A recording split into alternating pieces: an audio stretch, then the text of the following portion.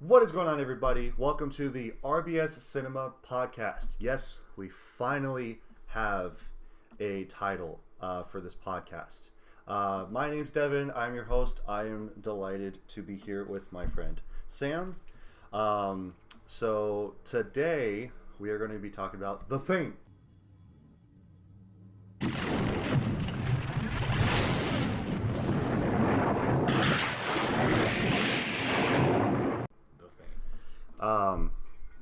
So that'll be this week's episode for the spooky month.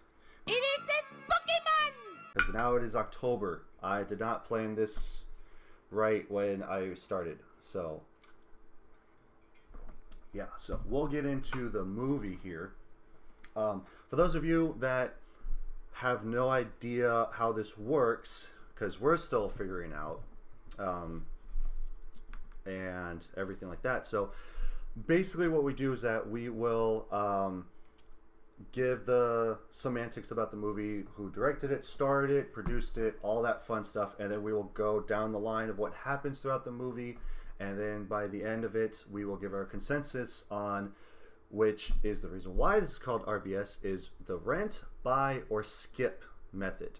So hence the reason why it is called RBS, for that reason of either renting, buying, or skipping a movie.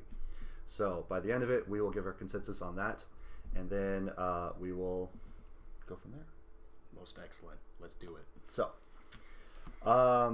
movie is directed by John Carpenter himself. Really a god amongst men to make really great horror movies in the 80s. Which this is 1983, if I remember, right? 82, I believe. Yeah, 82, 83, somewhere around there. Movie was produced by David Foster and Lawrence Turman. It was also written by Bill Lancaster and John W. Campbell Jr. How many more names do you need? Movie stars Kurt Russell, Keith David, Wilford Brimley himself, T.K. Carter, David Clennon, and amongst others, which I did not jot down because I did not feel like going down the whole list of people. Which, this is actually a very small cast. Which is to its strength.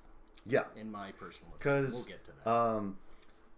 Basically, for those that have not seen The Thing, it is basically just like Among Us. That's pretty much all that it is. It's to pretty an much extent. Yeah. To a certain degree, it is the first Among Us. Because or many. Yeah. And for those of you that don't know about Among Us, it is basically a game where one person or a few people are imposters. The rest of the people are crewmates, and you have to determine on who's the imposter by doing just ordinary things around the ship that go awry. And for those of you that are crewmates, you have to determine on who is the imposter, kick them out of the ship, and then you win. But if the imposter wins, then basically everybody dies. Hence, the thing about The Thing. So, but we'll go ahead and get into the opening, where it basically just opens up to space itself. Other than, of course, like just black with the credits rolling through of the stars, directors, all that bunch of fun stuff. And then a spaceship flying to Earth. And that's the opening, and it is just a scene of a mountainside, and then a helicopter is going over it with a sniper shooting at a dog for some reason, which we don't know why yet. For those of you that have seen it, great. If not, we'll get into it. We're already off to a bad start for some people. Yeah. So we are in Antarctica in the winter in 1983. Antarctica. Deep in we're Antarctica. We're not on South Africa right here. We're right in the middle. Outpost 31. Where in the world is that? We don't know, but we know it's definitely not the edge because they're surrounded by ice. Yeah. There's nothing. There's literally nothing but ice and snow. That's it. Like, that's all. And then Sniper is still trying to take out this dog, but can't, and we get to a sign that just says the U.S. National Science Institution Station 4. So then we go to inside the base where everybody's hanging out. They're in the rec room. They're doing their thing, like, playing pool, poker, whatever.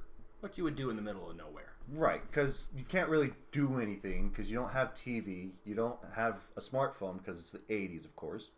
So you can't really do much except for, like, drink, which... Get a heavy dose of for one character. Right. So, speaking of drinking, we meet our main character, McGrady, who is Kurt Russell, who is playing chess with a computer, and is basically going back and forth with the computer and loses, and then decides to pour his drink into the computer, and then says that it was cheating. So, let that be a lesson to all technology that cheats. That we will just pour our drinks on. The death of you computers. Yeah. I mean, it's slowly killing me, but it'll kill you a lot faster. So, there's that. So, yeah, the helicopter is basically still trying to take out this dog. We don't, again, know exactly why. We find that he is now, instead of shooting it, taking grenades, throwing it down, and trying to make the dog explode. Escalation galore. Yeah, that escalated quickly, and then we they come towards the base, and then everybody comes outside. They start checking stuff out, going like, "What's going on?" The helicopter lands. The dog runs up to one of the guys because, of course, it's all like help. And then I thought this was hilarious. Guy comes out of the helicopter, takes out a grenade, pulls the pin, tries to throw it at them, and it goes behind him. Kind of like if you were to kind of like if you were to throw a football but fake somebody out of throwing it behind your head. And he looks back and goes like, "Oh shit!" Runs away. Explosion. Helicopter explodes as well because, of course, it's right next to the helicopter. He did. He starts shouting at them in another language, which we don't know for right now. And he starts shooting at the dog and shoots at one of them and grazes his leg. While the dog is right next to the group, basically asking for help. Yeah. And they all jump out of the way. One of the guys that's inside, who I just basically dubbed as deputy, because that's what he looks like, is just like a regular deputy, just without the badge. Not Officer Doofy, no. regular deputy. Yeah, and his name's Gary, but he just looks like a deputy. So we'll call him deputy throughout the whole thing. If Sheriff Woody was a part of this movie, that's kind of what I would imagine he'd look like. Yeah, just without the hat. And maybe a little bit older. Yeah. Gray hairs. Yeah. So they all duck out of the way of being shot at, and the sniper is just trying to basically kill this dog. And on a mission. Yeah, he's just like not caring about anything but trying to take out this dog. It's almost why? As if, don't know. It's almost as if the humans that he's now interacting with, that are to him other foreigners that are in Antarctica, they're not there. Yeah, they're innocent bystanders at this point. Yeah, like they don't know what's going on. He's just there, just stopping shooting him. at a dog. They're like, "What the hell? What is happening?" But Dude, this dog ate a sausage or something. Like whatever it was, it banged his mom. It took his girlfriend. And got into the tractor and just like ran over his dog. So who knows? We like have that no whole idea. that whole chestnut of the old country song. Like, my wife took off with the truck, ran over my dog, and now I'm sitting here with a bottle of whiskey, that type of thing. So something Chevy. All right, here we go. But the deputy manages to break open the window, gets a few rounds off, and shoots him and kills him. He's also dead. So, yeah. Very much dead. But yeah, the rest of the crew go running outside because they're like scoping out what's going on. They get the fire extinguishers to like take out the fire and everything, and like kicking snow on the smaller bits that they can manage to actually get without using the fire extinguisher. One of the guys comes out, checks on the dog, being Clark. Clark, which later on we know takes care of their dogs. Which they have several of. Yeah, they have like 4 or 5 of them, I think. It's a decent amount. Basically, I mean, just think about it from this perspective. They're in Antarctica. Communications can go out. When it comes to just having these dogs, I bet you they have a utility use beyond just having protection. And I really do think, it comes to like, hey, if you need a sled team, you got your 5 or 6 dogs right there. Yeah, because they've got a helicopter and they don't really have a car or anything like that either. Besides the normal equipment of the chopper and the tractor, to move things, that's about the only other mode of transportation. We never see any sleds, just a FYI here, but I would imagine that would be the kind of use. Yeah, and they're all Huskies, and they need to be in the Antarctic because they're the only dogs that I can think of off the top of my head that have the thickest coat of fur that they can actually survive long distances. Bet you all Husky lovers are like, yeah, they shed like crazy. Yeah. Got a lot of fun. I actually wanted to have a Husky when I grew up, and then, boy, was I wrong, because I never got a Husky. I've never owned a dog, but yeah, it got the better of me with their screaming and their shedding. So it ain't howling, it's yowling. Yeah, they yowl with a Y. Yeah.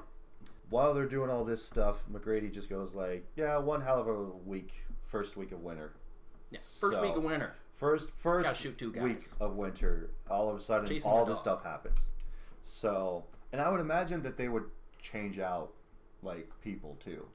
Because, like, you can't just be there all the time. Well, we run into, you're in an isolated area. I mean, you can get into your own head sometimes when you're just stuck in an area. That's just human nature. Why do you think people don't like solitary confinement? I mean, that's just, there's a reason people don't want to be there, because they start going stir crazy and they lose themselves. Yeah. So we're not introduced to each character like by just going like, "Hi, my name's so and so," or just going like, "All right, you two come with me, we'll do this," or anything like that. But like, I have everybody jotted down here. So Doc is sewing up George, who got shot in the leg. He's sewing him up, who just grazed his leg, and he just goes like, "Oh, calm down. Like, it just grazed you. Relax, okay? Like, be a big boy. Not be my first reaction. Be a big boy, okay? Like, it's big brain time, okay?" Then George asks like why that they were shooting at them and everything. Don't really know why. Doc just basically says like, maybe they went stir crazy. Maybe they just had cabin fever. We don't really know for sure. So they start speculating on why that these guys were just like doing this. Windows, who is in charge of the radio, is trying to reach out to anybody that can get their signal. Talk about a difficult job. Yeah, just trying all you can, just to try to get somebody to pick up on the radio, and can't get anybody. So Doc or who was it? Yeah, I don't know. No, it's not Doc. It's Blair. Blair comes in and tries to basically get him to keep trying, and they haven't reached anybody in 2 weeks. That's who it was. I have it jotted down here as old man, but I forgot to go back to my notes. Who's the old man? There's like 5 of them that are like super old too. we got old Woody here, and we got another old man. Oh God. Funny stuff. But yeah, Blair is most definitely the oldest member of this crew, and probably has been the most seasoned out of everybody. Even without any real information on that, it's just very easy to tell that he's very calm and collected. That is, he's definitely the brains of the whole operation. Because later on we'll get to it, but like just him thinking about all of this stuff that could potentially happen to them is like on another level of where they're not even at. So well, and that's for later. But when it comes to just make sure when you're seeing this film, is really, really important in the small snippets that you see of these characters to really understand what their motivations and how they're thinking, what their tendencies are, because that's what's going to make the difference watching this film. Yeah. And that's what makes this film so great. And that's Oh, why yeah. I love it to death, because the characters is what sells what eventually happens from the plot perspective. And as I just said, I think Blair's probably one of the most comic collected, but let's continue. All right. Knowles, who's on roller skates. That's a mood. He's like rolling around, and he comes in while everybody's like, in the rec room, just like talking about what just happened. He comes in and he goes like, well, maybe we're at war with Norway. Who knows? Because of course they're in the Antarctic. Like, they have no idea what's going on in the outside world whatsoever. Like, and it's not like, oh, they're cut off from communication. No, they have no TV, no nothing. They have like videotapes that they watch of like shows that probably like 4 or 5 months old. Yeah. So, because like later on, who was it? It was Palmer and Childs. They're watching an old like Right? I think it was The Price is Right is what it was, and so like they're watching it, and Palmer just goes like, I already know how this ends, and like takes out the tape and then puts in a new one. So that's how that like they don't have just like basic cable just to like watch stuff or a satellite dish or anything like that. But we'll get back into that stuff later on. So the deputy starts asking like how long that they've been there, like the Norwegian, because we find out that they're Norwegian and they're from Norway and stuff. But like the deputy starts asking like how long that they've been there for, and somebody says that they've been there for only 8 weeks, and they start speculating like, well, that's not long enough for them to start going crazy or anything like that. And Knowles just goes like, really? Because after 5 seconds, I feel like I want to beat my head into a wall. So, because again, you're outside of civilization, you have no idea what's going on in the outside world. You only have this group of people that you're with for months on end. So you don't know what's going on. It's like when you're a kid, you got like 2 or 3 days of this is for the areas where you get some snow during the wintertime. You know how you get those 2 or 3 snow days every year? Let's make that 8 weeks. Yeah. Or if not longer. Maybe for the first 2 days, it's fine. It'd be okay. It's like we're gelling. But by that 4th or 5th day, you're like, this is like the 3rd time I've eaten soup. Yeah. I mean, it's kind of like when a few years ago when COVID hit and we were all just stuck inside. For the people that couldn't actually leave their house or apartments, like after a while, it's just like, oh yeah, like this is pretty chill. Like I don't have to go to work. I don't have to worry about anything. But then after a while, you're just like, dude, get me the hell out of here. I want to go outside and do stuff. Stimulation. Yeah. And you don't realize that up until you're put into that scenario of just being like, I need to get the hell out of here. I need to do stuff. I need to interact with other people besides either just my spouse or my roommate or just the people that I've always just known, dude, like family. They've got the copium going really hard with that statement. Yeah.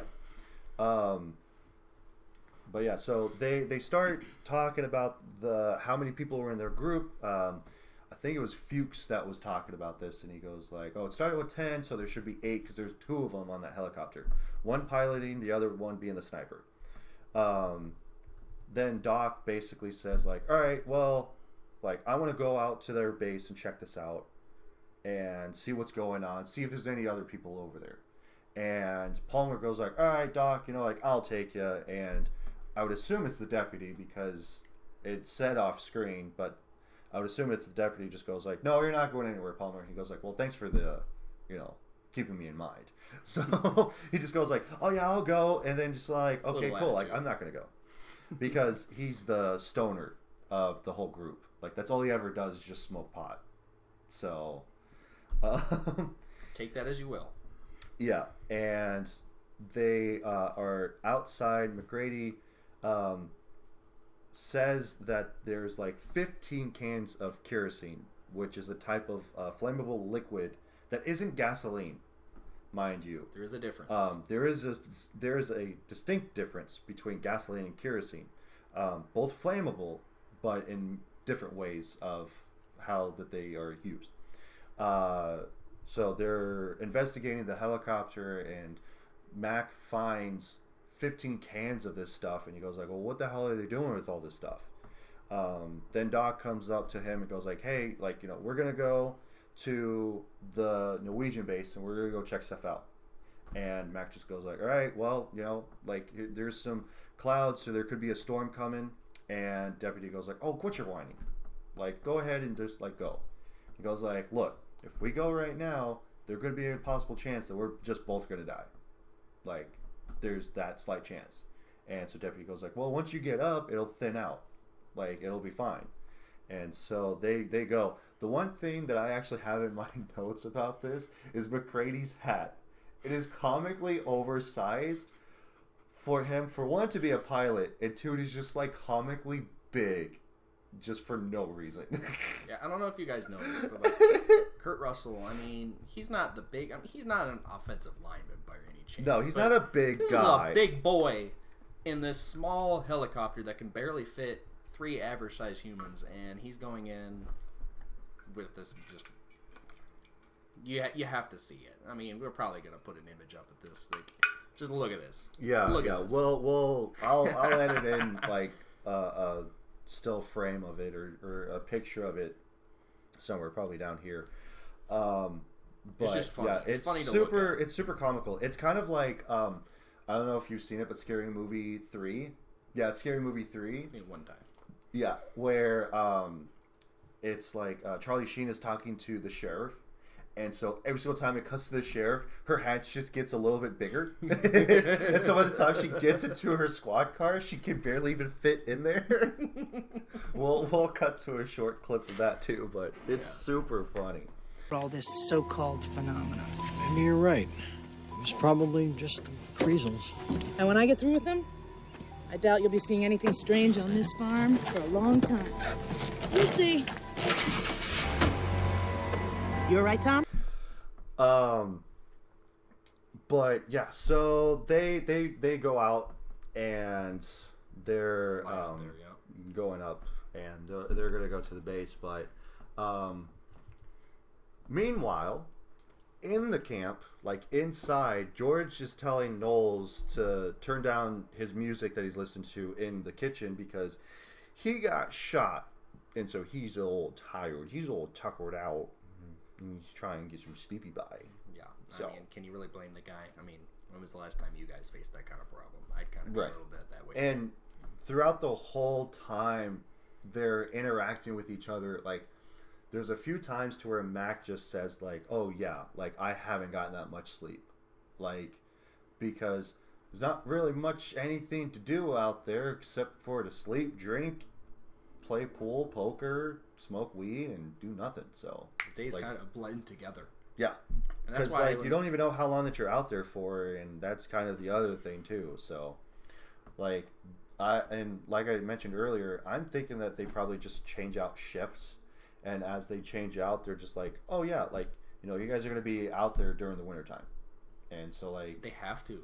Yeah. Just for the sheer monotony of what they do, and, or what they don't do, I should say. Yeah, I would imagine that they're out there for like each season. So it's like, oh, during the winter time, this team goes out.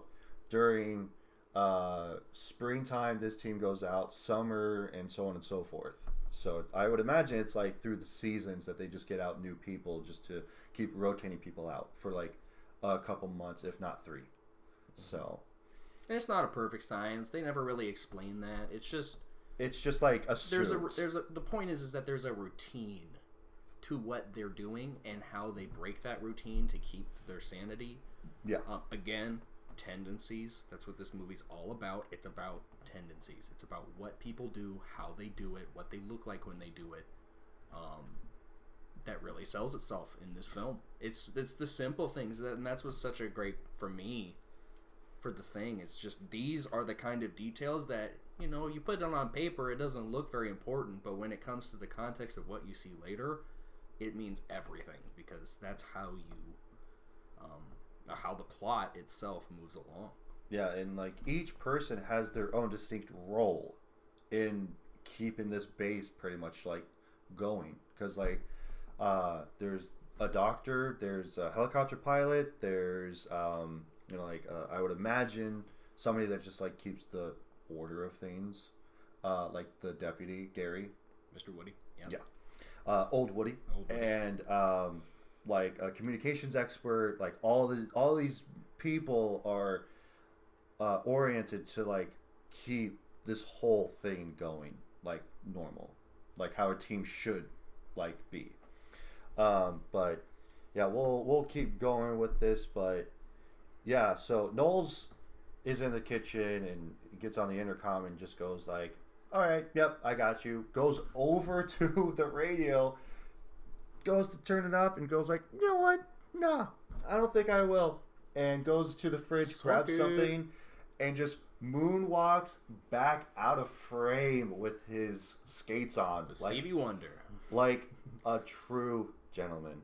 I mean, it was Stevie Wonder. You don't turn Stevie Wonder off, all right? No. And the song that was playing was Superstitious. And it's like, dude, that is a bop. That is a jam right there. Superstitious. So, but that's the actual thing that I was going to point out too, was like, why would you have, out of any of the songs around that time, why Superstitious? Well, you get your answer about 30 seconds later. Yeah. Because there's a bunch of stuff that happens afterwards. But yeah, so the dog is... So we cut to the dog. He's walking around the camp like he's walking through a hallway. And comes into... Finds somebody in a room, which I don't know who that was. Was that George? I mean, when you look at the shadow, obviously shadows can be a little misleading when it comes to the size and proportions of things. Right. In my personal opinion, this is where I think it's Norris. Yeah, and like the whole thing about this is that it's from a shadow, so you're not basically going through this like it's shot in the room. You're outside the room. You're just seeing his shadow. You see the dog come in, and he just goes like, "Oh hey, somebody's in this room," and he just walks in, and then you just see the shadow figure just look at the dog, and it just cuts to black, so you don't know what happens. So, which is very smart, especially with this type of a movie, where it's kind of like you know, again, Among Us, or like Werewolf, or something like that, because somebody in the group is not who they appear to be, and you don't know who it is, and that's the whole dilemma of throughout the whole movie. It's like, and we don't even know what's up with the dog. Point, yeah, like, and at why that are we point, bringing you don't emphasis trust to anybody. this dog? Yeah, like I mean, I love dogs. Yeah. I'm a dog guy, but like, why are we putting this emphasis on this animal that we just saved? Like, wouldn't you just want that animal to be left alone? Right. Like, there's a reason why that they have shot the dog so long and for so many times, is because like, I think they something even showed isn't it right the about table, this right? dog. Yeah. Because like, even from the get-go, like I mentioned before, literally they're trying to shoot this dog. Why? We have no idea why this dog is being shot at throughout this whole time. So, but yeah, like, and again, we'll find out later on. We're already having mystery right now. Yeah, like we're just like, with nothing what the even hell really is going happening? on. But yeah, so we cut to McCready and Doc. They go to the Norwegian base and they find it smoking and just destroyed, like debris just everywhere. You have no idea what the hell is happening. So they go through the facility and stuff, and so they just walk in, and Mac just like calls out, "Hey, Swedes!" And Doc goes like, "They're not Swedes, they're Norwegian." And there's about like twice, maybe 3 times that Mac calls them Sweden and they're Norwegian, and he gets corrected every time. What has he got against Swedes, man? So what did they do to him? I mean, like, it's kind of like there's some people that just think like certain people are the same race when they're not, and it's all like, yeah, like, for instance, like, oh, like, you know, Puerto Ricans and Mexicans. Not to get political or anything like that, but like, you know, I would imagine that Puerto Ricans also speak Spanish, and Mexicans, of course, speak Spanish as well. But I mean, like, I'm white, I can speak Spanish. Not that I can, but I'm like, given that opportunity, I could speak Spanish. So does that... The point, the real gist of it is that he's not really taking this, like, he's just like, okay, the place is on fire. Like, dude, they all went nuts. Okay, Yeah. something. Whatever. We're gonna keep doing. I'm gonna keep doing my job, but like, you know, Jack Daniels is calling my name. I got some priorities. Well, Right? it looked like a bottle of Jameson that he was drinking, like throughout the whole thing, but like it's not really distinct on the bottle. Maybe for the time when that came out, but as far as now in our great Lord of 2024, we have no idea what that is. Well, pretty sure people at home do, but we have no idea because I've never seen it. I don't know if you've ever seen it. Whoever knows that one bottle that he drinks in, let us know because we can't really see. Let us know in the Tried comment looking section it up, but below. couldn't really find it. It was JB something. Yeah, maybe JB Smooth, maybe the guy. I mean, it probably liked it because it was smooth. Just Yeah. saying. Right. I mean, and like, of course, that's all movie magic. I would imagine of like them drinking, and it's like, oh yeah, it tastes like apple juice. So I don't know, but yeah. So like they're we'll get back into it. So yeah, they're walking through the facility. They're checking stuff out, and they come to a door that has a bloody axe in it, which is very suspicious. So they go through it. They go through the door. They're checking out the room, and Doc finds a blood trail on the ground, leading up to a guy that is frozen still in a chair.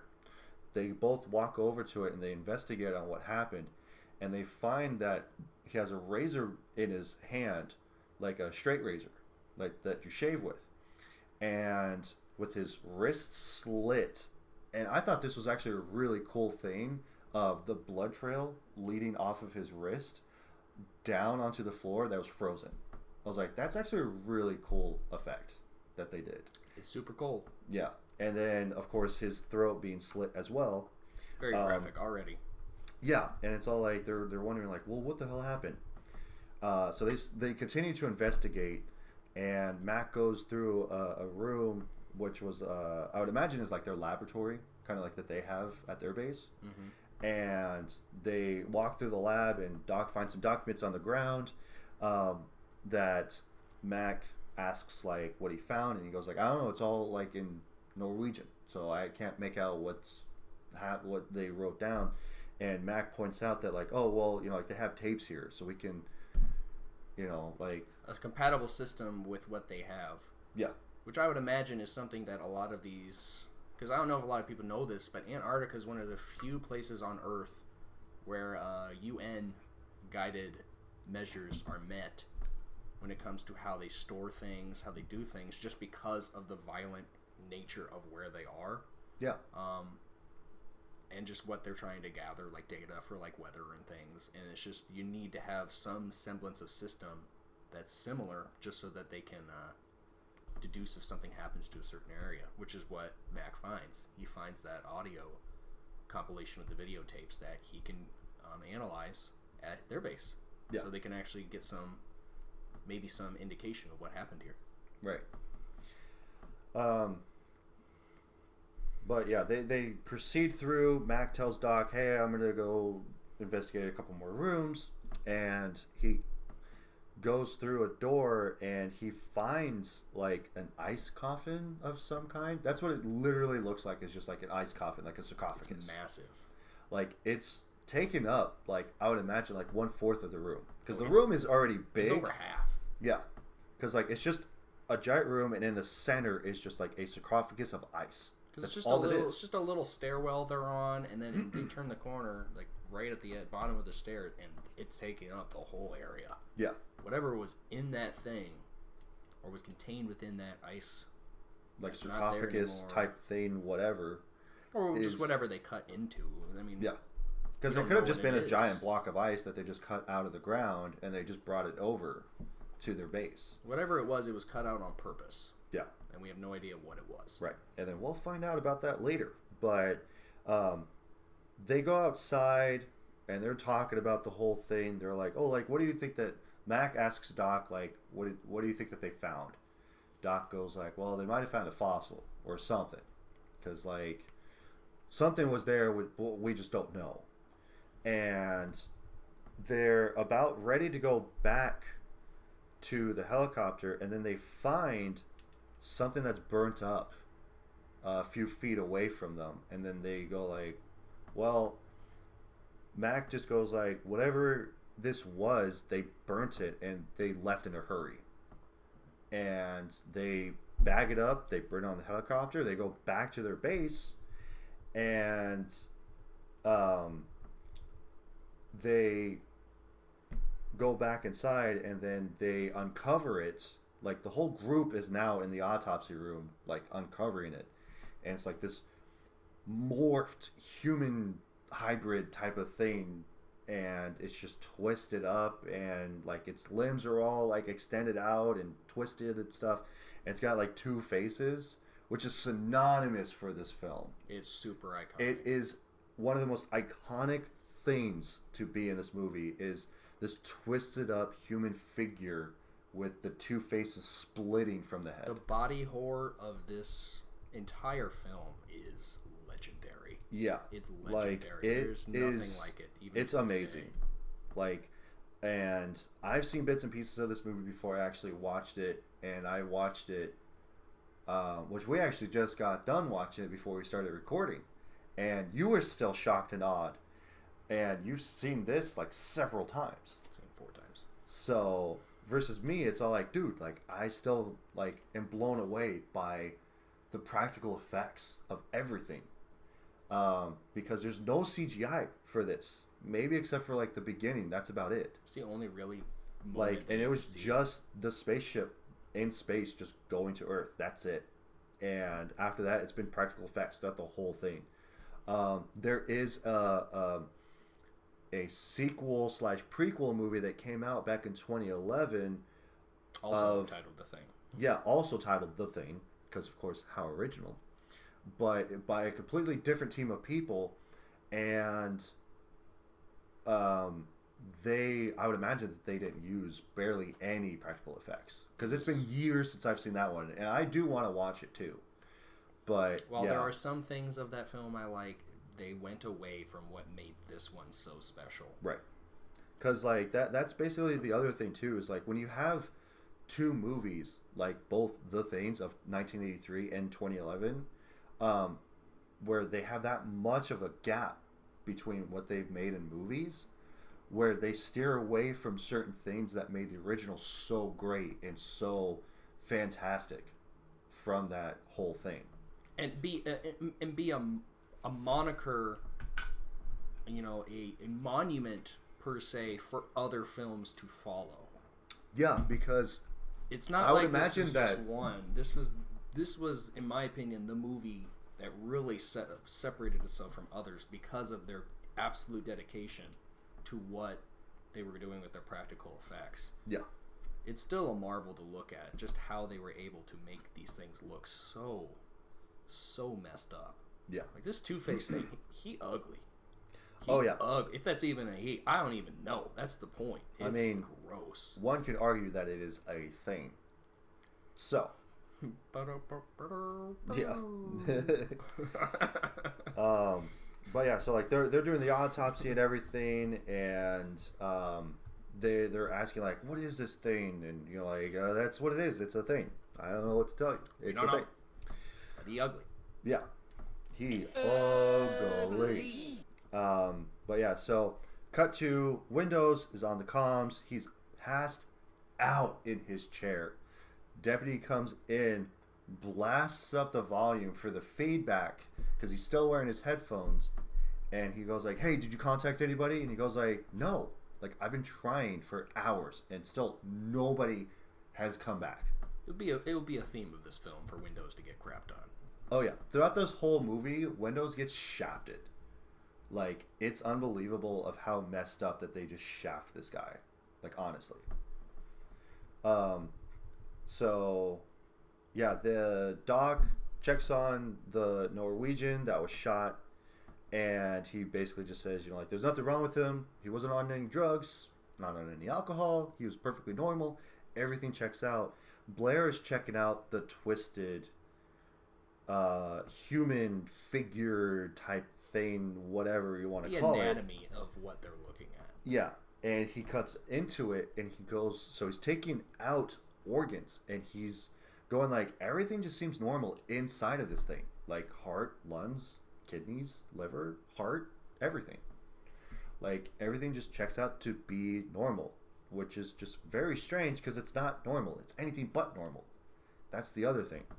But the rest of the crew, they're out in the rec room. You know, they're continuing on doing their usual thing, playing pool, basically shooting the shit. Windows is reading. You know, a couple people playing poker, whatever. The dog is under the poker table, and then all of a sudden you just see George just say "ow," and the dog just leaves. And George tells Clark to put the dog with the rest of them, and goes like, "All right, bet you got it." That temper is it's very short right now. It's like, yeah, I'm already I got shot in the first week here. Right, I barely got any sleep. I would imagine he barely got sleep even from that whole thing too, when he actually laid down to go to sleep. Thanks, Knowles. Yeah. Thanks for your superstitious music. And so Clark takes the dog in the kennel where the rest of them are and locks him inside. Now, here's the other thing that I also noticed is that the dog does not behave like other dogs. The rest of the dogs, they're often on the sides. They're not in the center of the room. They're off to the sides of the room that they're in. And they're all laying down on their sides. Because, of course, they're sleeping and they're tired. So, and, like, what else are you going to do? You're a dog. You can't do anything. And so they're just laying on their sides and they're, like, watching this other dog just walk in, come down, and that's it. He basically just lays down like that in the center of the room. So you already know something's wrong. Giving off a major alpha vibe. Yeah. So the rest of the dogs just go like, "What the hell's up with this guy?" Like, the hell? So they start freaking out because here's the where it starts is the dog just opens its face and just the rest of the dogs just start freaking out. And we'll cut to a short clip of that too.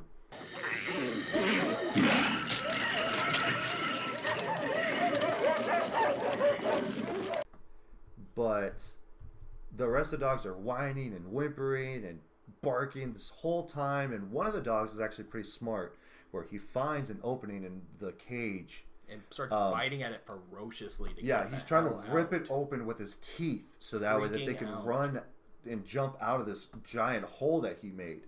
But while all of this is happening, it doesn't cut away from this at all, but instead this thing just keeps morphing into this big huge blob of a mess of blood and tissue and everything, and then just starts squirting this like spider thing, like webbing at this dog that's trying to rip open a hole in this cage. And it starts transforming, and all of a sudden it just has spider legs piercing out of the sides of it, and like tentacles and everything. It's just like, dude, this thing is just changing. Again, all practical effects. Yeah, like it's not CGI, it's not anything. And we cut to Mac, who's going into the kitchen, opens up the fridge, gets a beer, and looks over, sees something, which we have no idea what he saw. But he goes over to the fire alarm, breaks it open, and like makes it goes off. And pulls the fire alarm and gets everybody alerted, and him and a few of the crewmates go down to check on the dogs, and tells one of them to go and get Childs. So George is the one that runs and gets Childs, and while he's like getting dressed and stuff from sleeping and whatever, and he goes like, "Hey, Mac wants you to get the flamethrower." He's all like, "Damn it." So they run out, and then they finally get to the cage, and they find that it's this deformed dog that is just like a huge mess. Big wide-eyed, man. Like, what are we... They're in disbelief of what this thing is. They're like, what the hell is happening? And it starts changing more, and it basically has these giant claws for hands, and it rips open, and it just like grabs the ceiling and just like pulls itself up, and then it extends outward like these not tentacles, but like these ropes of some kind that it made itself. And so that we can latch onto it. And again, it keeps changing throughout this whole scene. Constantly. And it's awesome. It's horrific, but it's awesome. You can't. I look, love you, it. It's the covering your eyes and then you open one. You can't look away. You can't. No, you just can't. And while it's changing and everything, Mac just unloads with a shotgun, like on this thing. And Everybody's then, shooting.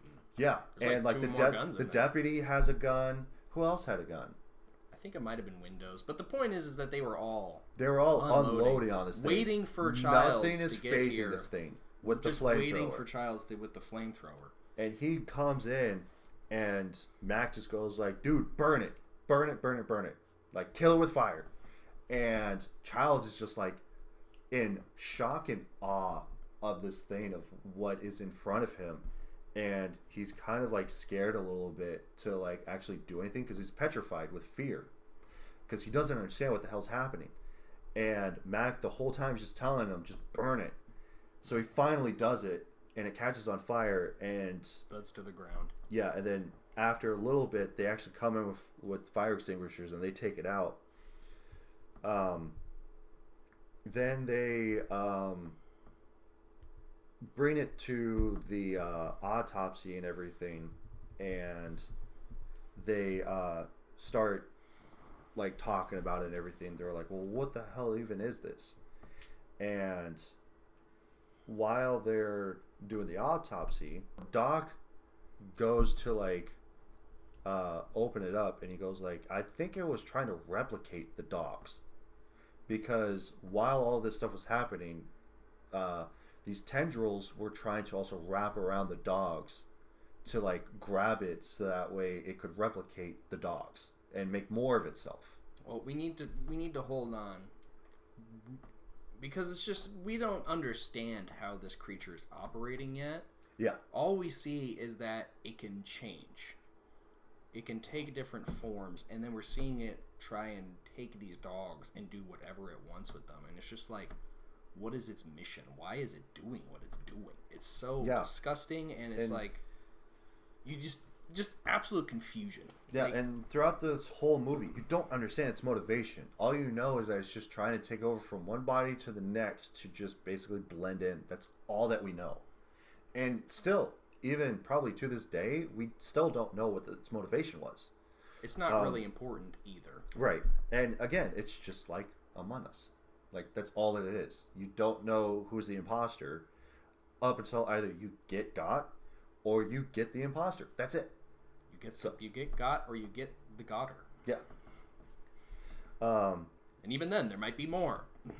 Yeah, right. Like, and especially if you're in a big party like that, there could be multiple. There could be up to 3 or 4 of them. So They're who holding knows? a lot of emergency meetings. Oh, All yeah. right? This is just going to be one of many that they're going to have after this. Oh, yeah.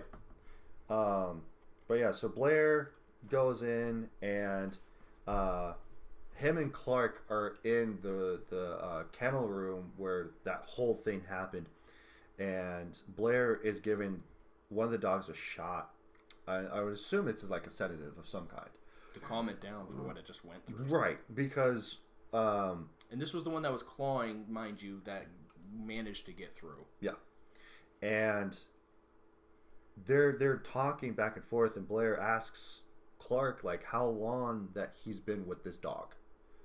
And Clark just goes like, I don't know, maybe about an hour or so. Why? And he just goes like, no reason. Like, I was just asking. And it's because that Blair already suspects that something was happening, because if the thing was the dog and he's been around Clark the most, I mean, it could have gotten to Clark, and now he's the thing as well. Suspicious. So that's the thing. And they start, some of the crew, they start looking at the Norwegian tapes. They are watching the footage that Doc and Mac got back from their base and everything. And they find out that they found something a few miles away from their camp. And they discovered something. but they just don't know what it was, and it's the thing, pretty much. And Mac is basically telling them that, like, oh yeah, like because what ends up happening is that Mac and a couple of other people, I don't think it's distinct on who goes. I think it might have been him and Norris. I and think Norris and like one other person goes with. Because they got that information from the Norwegian. Yeah, coordinates and then had, I think that it was Doc what? Copper took. Yeah, and then I think it was Norris that made, okay, it's over here by their base that they looked at. From the Norwegian papers Right. that that Dr. Copper brought back when he was with McCready. Yeah. And so they leave to go check out this site, and it's this huge crater with a spaceship in it, which is a little bit of CGI because it looked like it might have been a green screen. Because it doesn't look like it could be practical enough. So there's that. It achieves its purpose for what it's trying to portray. Yeah, because it's all three of them, and it's this huge crater. It's a massive crater. It's massive. It took them months to unearth this thing. Oh, 100%. And so they go in, they find out what's been happening, and they come to find out that because Mac asks like how long it's been here for, and I think it was Norris that said like I think it's probably been here for like hundreds of thousands of years. Because I think his role is more of a geological role, I believe, as a part of the crew. Again, roles of the crew. So he's the one that would chart things out and find, and look at what's underneath, and try and be able to at least have a guesstimate of where and what these things are. Yeah, because again, it's not clear on how long that they've been there for, but they guesstimate that they've been there for hundreds of thousands of years. Really long time. Yeah, and like when they crashed, it landed there and it just froze.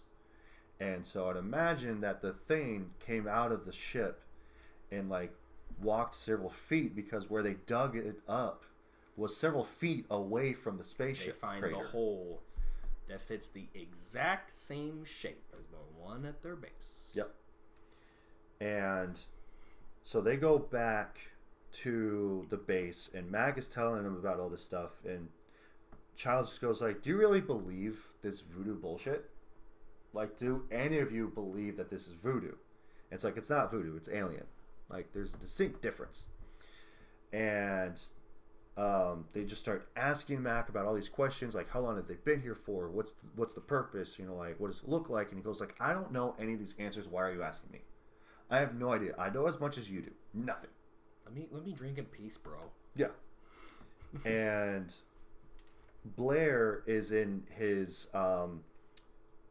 is putting stuff up on the computer, and it's showing him how the Thane cells work. And it's basically, you have one cell that's the Thane, and then you have another cell that in this case is the dog, and the cell of the Thane will come over to the dog, take it over, replicate it, and then just interact with other things that are of that nature, like the dog, for instance. Go over to another dog, take over it, and then just keep proceeding on and so forth. And this is also pertaining to immediately after the scene where they stopped the dog thing. When they took it down, they showed the image with Blair doing the autopsy and seeing. And we'll probably put a still image of this up right here, where it shows the creature with opening it up just like they did, but they found the body replicating the dog inside of this creature. So because it's doing this in real time. Because it kind of just looks like a big, huge blob, but as they're cutting into it, you see that there's like the teeth, you see the and jaw, bones you see and the stuff. eyeballs.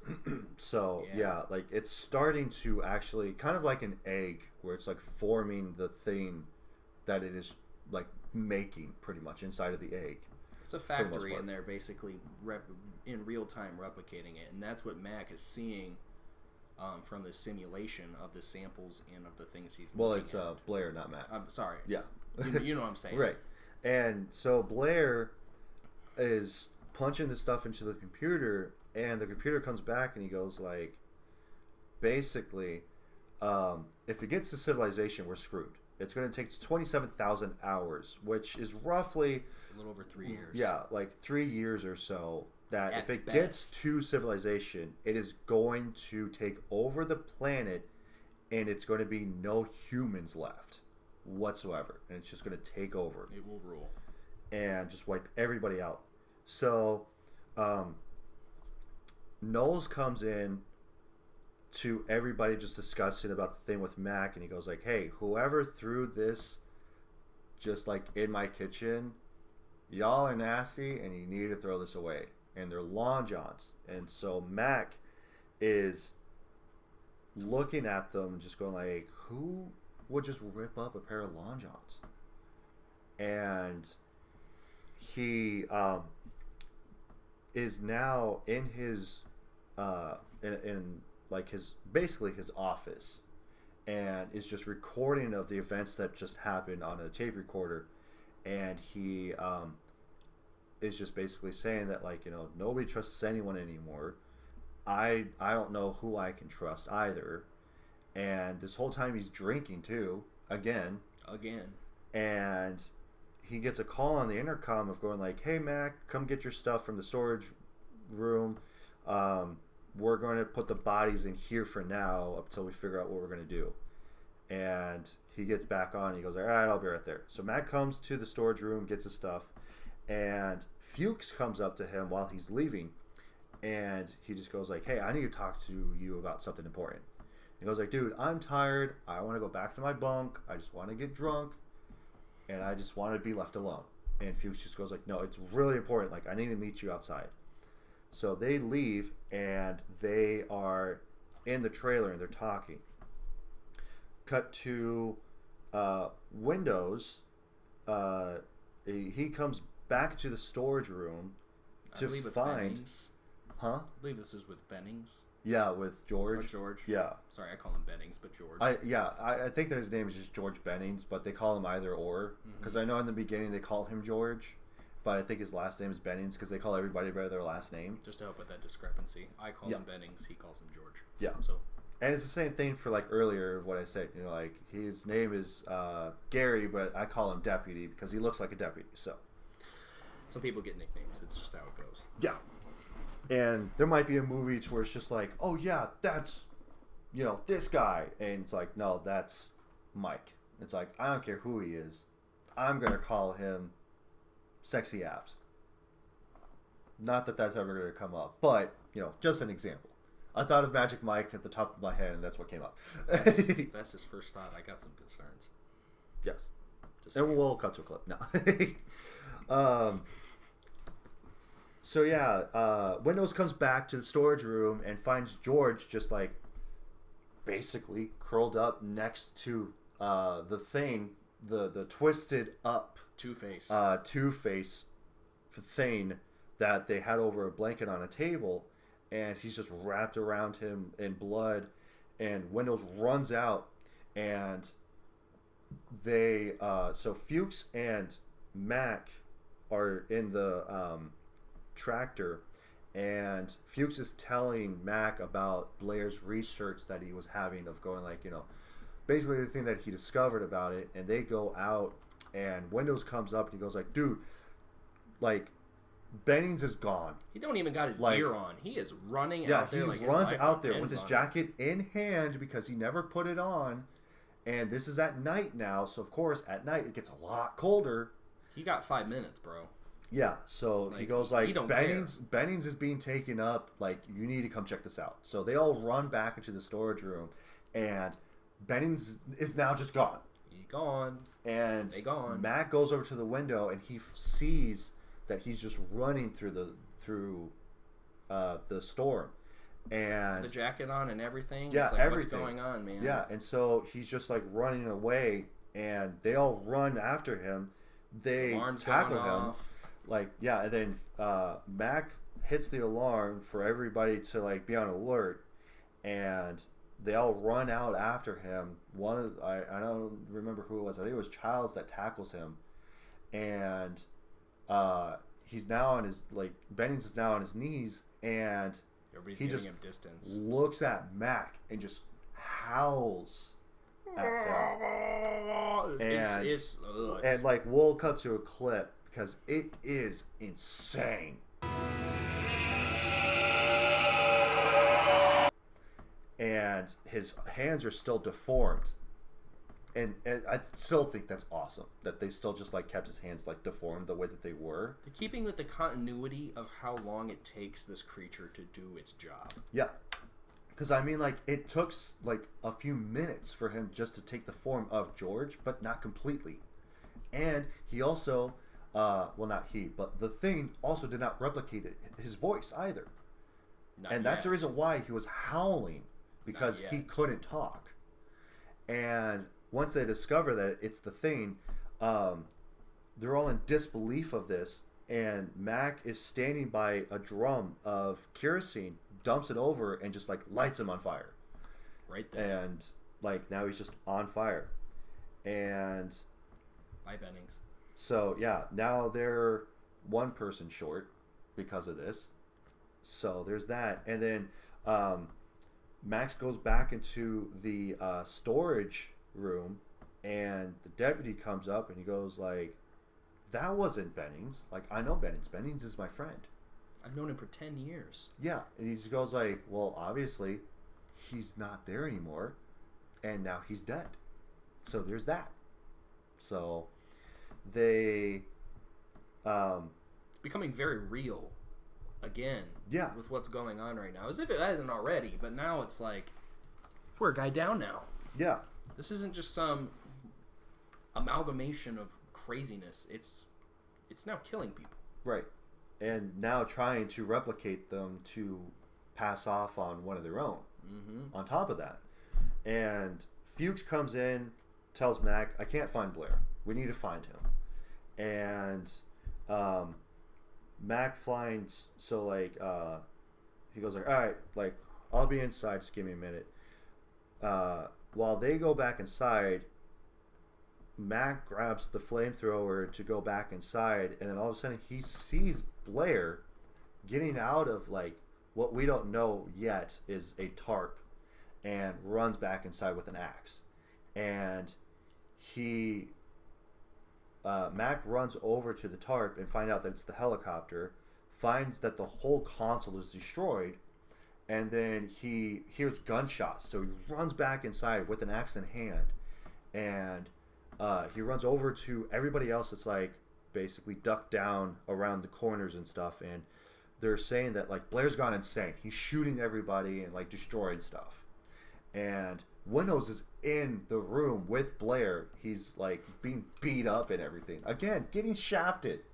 Absolutely. Out of everybody else, he's the one that's shafted. I think it's just wrong place, wrong time for Windows. The vast Right. majority of the Because Blair is now taking an axe to their communications. And so he's freaking out. He goes like, fine, you don't want to believe me? Okay, I'll just do this myself. Keep in mind, he has not told anybody about anything that he's just discovered.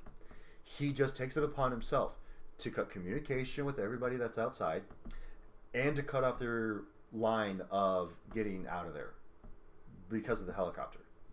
So they can't leave. They can't communicate with anybody now. So there's that. Again, this is the calm and collected man.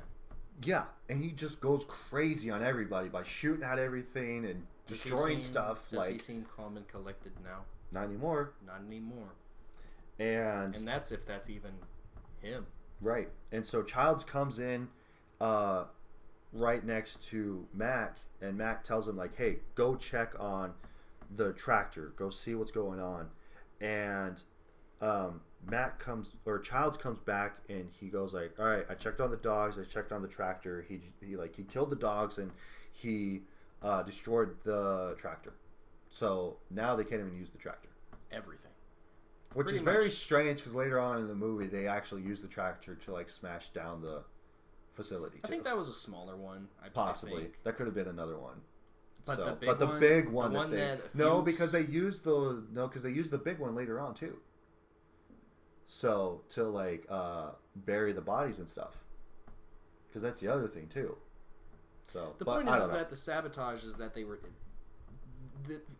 whatever's happening is they're taking away necessary equipment, not just for their survival, but just to make sure the thing stays there. The thing is staying there.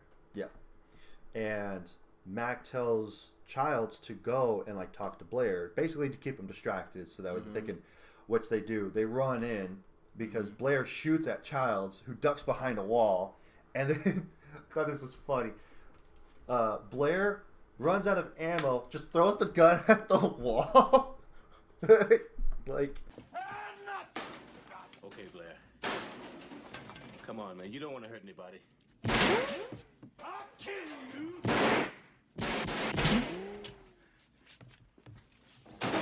Nobody's there. He's like, it's not like it's not like somebody went around the corner. It's not like somebody went around the corner and was coming at him at that exact moment. He's just like, screw this. I'm out.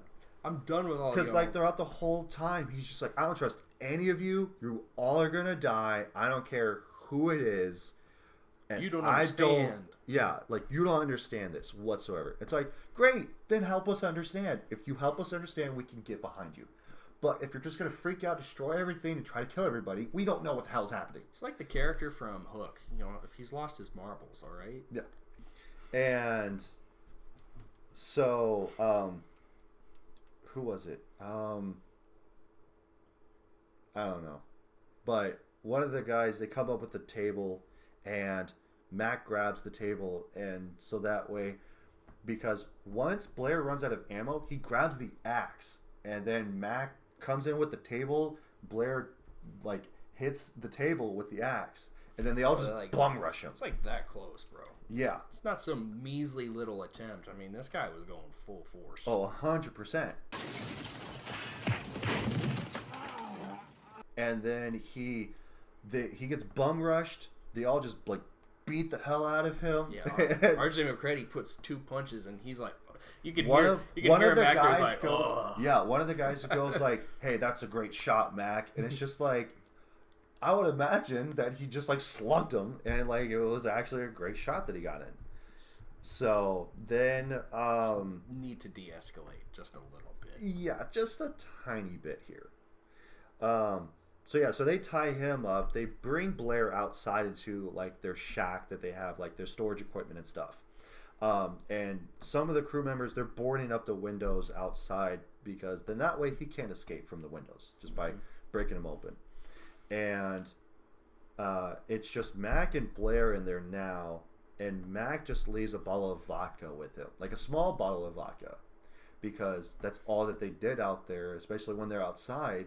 Like in the beginning when they're being shot at, Mac has the bottle of whiskey with him, and he's drinking so that way it would keep his body temperature warm.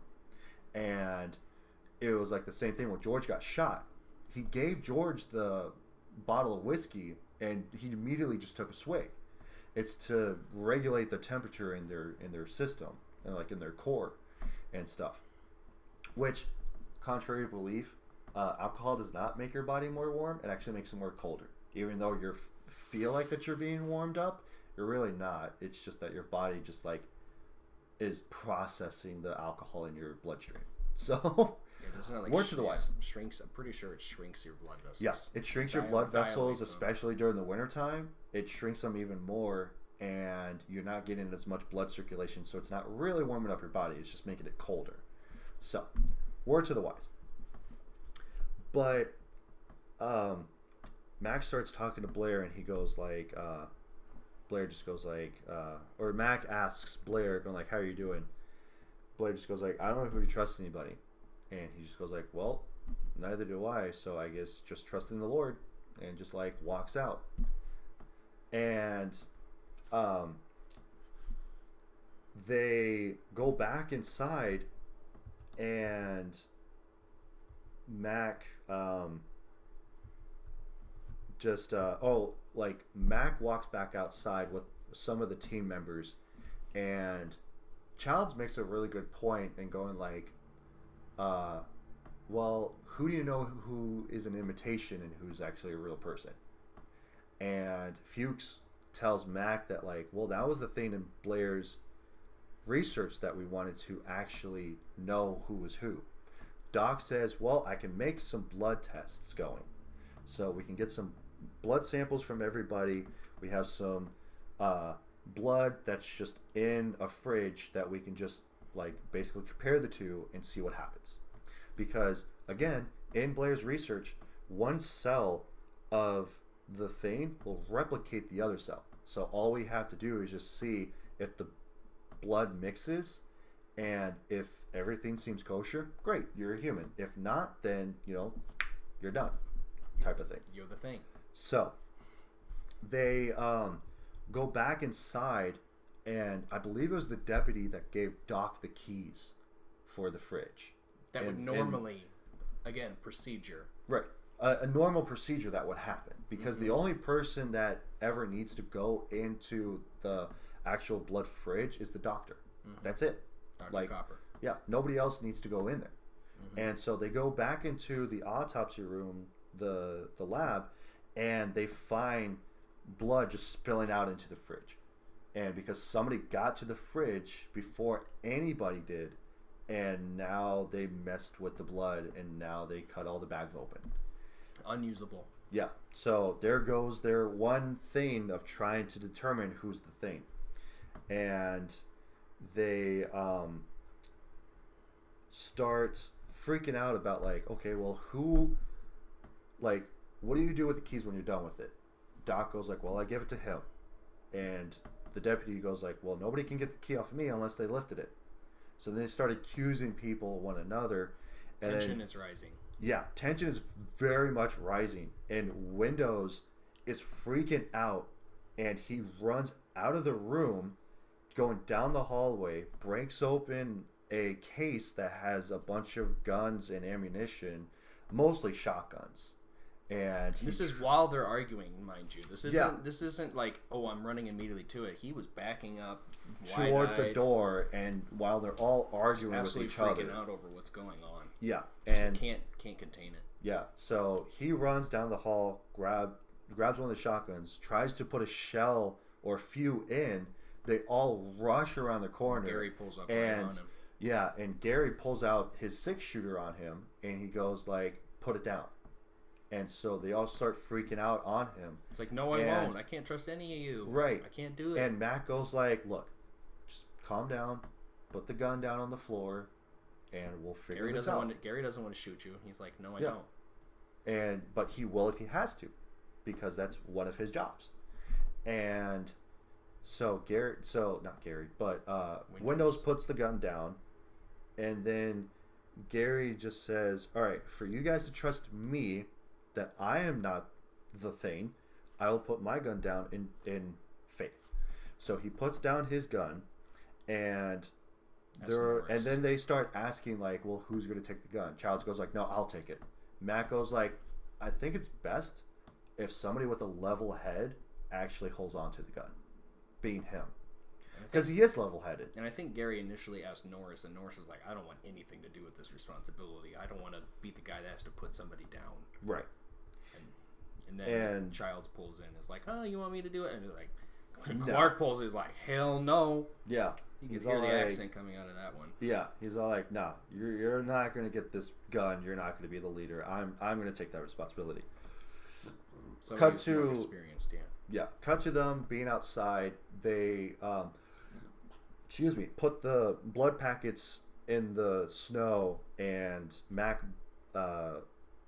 does the flamethrower and lights them on fire, and then they bury them. So that way, the thing doesn't just like take somebody's blood and just like becomes them, pretty much.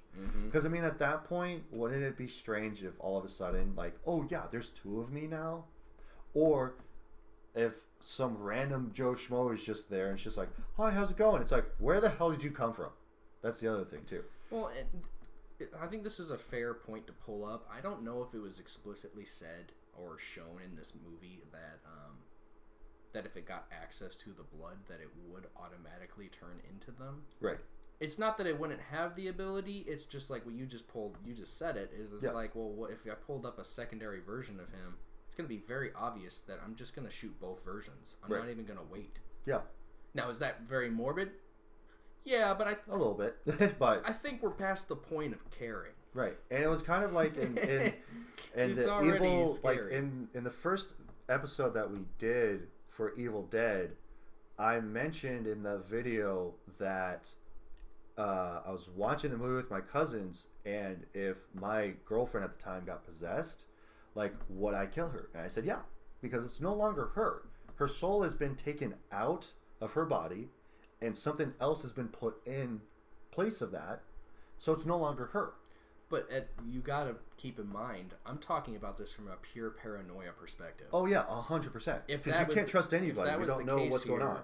If that was the case here, and the thing did use that blood to make another version of somebody else, then the cat's out of the bag. Ain't Yeah. nobody gonna sit here and wait around to find out.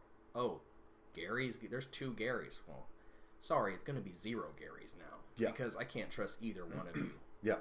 Because you can't just pull the old switcheroo and go like, I'm the real one. No, I am. And then try to play that whole freaking game. They're not. There's playing, no way. They're not playing no games. Mac basically just tells them all, like, flat out, look, I know that I'm human. I don't know about the rest of you, but I know that I am. And he basically explains the thing will take possession of somebody and try to hide in plain sight, so we have to determine on who's who. And if you were all the thing, you would just jump on me now. So that means, Yeah. because that hasn't happened, that means some of you are humans too. Yeah. I don't know who. Right. So they have to try to determine who's who on being a human or a thing. And this is the first time in the film we've got a timetable of how long that's going to be. Yep. 6 hours. Yep. Before this. And before this a big all storm takes comes in. place in a single day, too. Because they did this probably early on in the morning when all this stuff happened in the beginning. Now it's nighttime. So, and throughout the rest of the movie, it's nighttime. So this happens in one specific day. So it's not just like cut to a few days later. No, this happens in one specific day, which is All happening astounding. in a very, very, very short period of time. Yeah. They never really sit here and say, "Oh, this is 4 a.m." And you know, Right. we They could don't. be- They don't have a clock saying like, "Oh, well, it's 3 a.m. I'm really tired." But It's as like, I've said earlier, things start to, like, you know, you're in your routine, things start to meld together. It could be 3 days from now, and guess Right. what? They're in the same exact spot, yeah, and it's not good because they're surrounded by something very, very evil and very hell bent on killing every single one of them. yeah. So But yeah, 6 hours. Yeah, Mac tells Doc, the deputy, and Clark to like get over to the side, and that way that they can get tied up. And I think it was Doc who goes like, Mac, I'm not a prisoner, and he tells him to back up. No, he doesn't even tell him. No, he just raises it. Yeah, he just raises the flamethrower and he just backs No words away. are spoken, and he's Yeah. like, "I get the message. Okay." Yeah, because he would just burn them all to a crisp without even a second thought. And honestly, it was 3 of the members that were going to be put under sedation. Who were those 3 again? I think. like because they were given a sedative once they go back inside. No, It who were was- the 3? I was saying. I think we wrote that down. It was Gary, Doc, and Clark Yeah. that get the sedative, and they get tied up in the rec room on the couch. Yeah. Up until they figure out all what that they're going to do, and this is when Mac records his thoughts on like what's going on and stuff. Because I mentioned it earlier, but this is when he starts doing that sort of thing. I thought it was earlier, but it's like at this point. They cut to black a few times throughout this movie, which is kind of annoying, but also at the same time kind of like a mood, I feel like. It's not exactly quick breaks. It's not. Like, It's well, like- no, cause- I meant the opposite. Is that it is a break, But it's not super but it's long. a split second of a break. Yeah. There is no. In a lot of these scenes, you're still trying to process what you just saw, and it cuts to black. You're like, oh, I'm gonna have a second to like really think about it. No, we're right back into the next thing. Yeah. No break. It basically makes it seem like that it's going to a commercial break when you're watching it on TV, and then it cuts to the next scene. But in this kind of a case, they deliberately do this so that way you sit with it for a little bit and then you go right back into it. So they deliberately did that, which is actually, like I said earlier, like a bit of a mood. So yeah, Mac gets up and he walks through the hallway and he checks on Fuchs, and Fuchs is like telling him about the research that he's doing and everything like that. And then the lights go out and Fuchs pulls out a candle to light it, and he walks over to the door, and all of a sudden somebody just walks by the door and he's all like, what the hell? Who is that? Runs outside with a flare, and he finds Mac's jacket all ripped up outside in the cold and in the snow. And Mac like then it's inside, and then Mac asks like, hey, has anybody seen Fuchs? And like nobody's seen him, so he starts telling people to split off into teams to go and find him.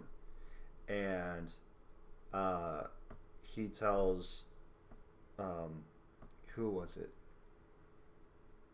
I'm drawing a blank. Oh, Palmer. He tells Palmer that he's going with Windows, and Palmer starts freaking out and goes like, I'm not going with him. Like, are you crazy? Mistrust is already here. Yeah, right, and so in plain sight.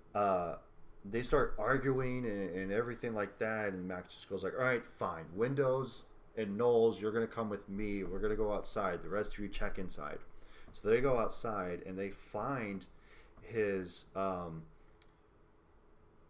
burnt body, burnt to a crisp. But before that,